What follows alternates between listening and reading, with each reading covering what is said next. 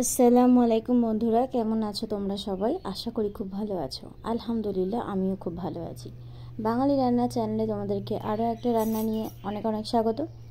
তো প্রথম থেকে কিন্তু ভিডিওটা শেষ পর্যন্ত দেখতে হবে। যারা চ্যানেলে নতুন বন্ধু আছো অবশ্যই সাবস্ক্রাইব করে পাশে থাকবে। বেশি কথা না বলে ভিডিওটা শুরু করা যাক। আজকে আমি তৈরি করব 6 থেকে 7 মাসের বাচ্চাদের জন্য স্বাস্থ্যকর খিচুড়ি বানাবো। তো এর জন্য কিন্তু প্রথমেই দেখছো এরকম একটা চামচ তোমাদের প্রয়োজন হবে। 1 চামচ গোবিন্দভোগ চালের গুঁড়ো, হাফ চামচ সয়াবিনের গুঁড়ো আর হাফ চামচ মুগ ডালের গুঁড়ো। এগুলোকে কিন্তু এরকমভাবেই পরিমাণ মতো মেপে একটা পাত্রে আলাদাভাবে রেখে নিতে হবে। এরপরে আমার কি লাগছে, একটা পালং শাক। পালং শাকের একটা গোটা ডাঁটা শুদ্ধ আমি এখানে নিয়ে নিয়েছি।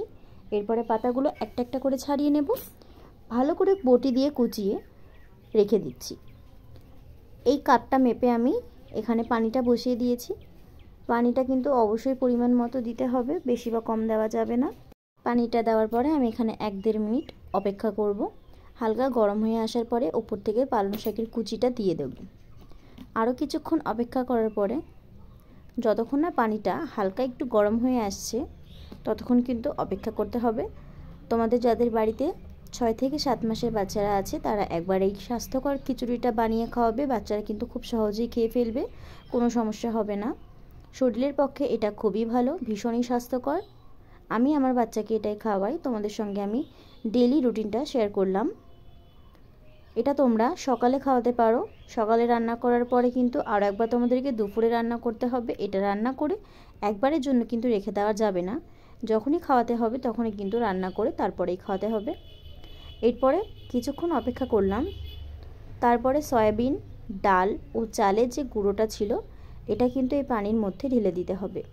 চামচটা নিয়ে ততক্ষণ নাড়তে হবে যতক্ষণ না পুরোপুরিভাবে এই খিচুড়িটা একেবারে ঘন হয়ে আসছে। নাড়ানাড়িটা বন্ধ করে দিলে কিন্তু নিচের দিকে আটকে যাবে, আর সেক্ষেত্রে চাল ডালের গুঁড়োগুলো কিন্তু জমাট বেঁধে যাবে আর বাচ্চারা কিন্তু খেতে চাইবে না, পুরোপুরিভাবে সিদ্ধ হবে না। সেই জন্য কিন্তু খুব ভালো মতো করে বারবার করে নাড়তে হবে। এটাকে কিন্তু এইভাবে পুরোপুরি নাড়তে হবে। আমি এখানে কিন্তু রান্নাটাকে কমপ্লিট করতে আধা ঘন্টা টাইম লাগিয়েছি। তোমরা যত সুন্দর করে বয়েল করবে ততই কিন্তু বাচ্চাদের পক্ষে ভালো। অনেকক্ষণ ধরে তোমরা যদি সিদ্ধ করো খুবই ভালো হবে। আরও কিছু টিপস আমি তোমাদের সঙ্গে শেয়ার করছি। তোমরা যদি চাও এটা নামানোর সময় হাফ চামচ বাটার এখানে অ্যাড করতে পারো। সেটা কিন্তু বাচ্চার স্বাস্থ্য এবং চেহারা দুই দিক দিয়েই সুন্দর করে তোলে। তোমরা যদি মনে করো গোটা চাল ডাল গোটা সয়াবিন দিয়ে খিচুড়িটা বানাবে তাহলে কিন্তু প্রেশার কুকারে অবশ্যই ইউজ করতে হবে। সেই ক্ষেত্রেও কিন্তু বাচ্চারা খুব সুন্দরভাবে খেয়ে নেবে। আর একটা ডিম সিদ্ধ করে মাঝখানের যে কুসুমটা থাকবে সেটা কিন্তু খিচুড়ির সঙ্গে মিশিয়ে তোমরা বাচ্চাদের খাওয়াতে পারো। সাদা অংশটা কিন্তু এখনই দেওয়া যাবে না। যারা 6-7 মাসের বাচ্চা আছে তাদেরকে কিন্তু এভাবে দিতে হবে। খুব সহজেই খেয়ে নেবে, কোনো সমস্যা হবে না। তোমরা দেখছো এখানে কিন্তু খিচুড়িটা আগে থেকে অনেকটাই ঘন হয়ে এসেছে। এইভাবে কিন্তু ভালো করে নাড়াচাড়া করতে হবে, আরও কিছুটা ঘন হবে। এখানে দেখছো শাকের পাতাগুলো কিছুটা হলেও সিদ্ধ হয়ে এসেছে। আমি এবারে এটাকে একটু দেখে নেব কতটা পরিমাণে শাকের পাতাটা সিদ্ধ হয়েছে।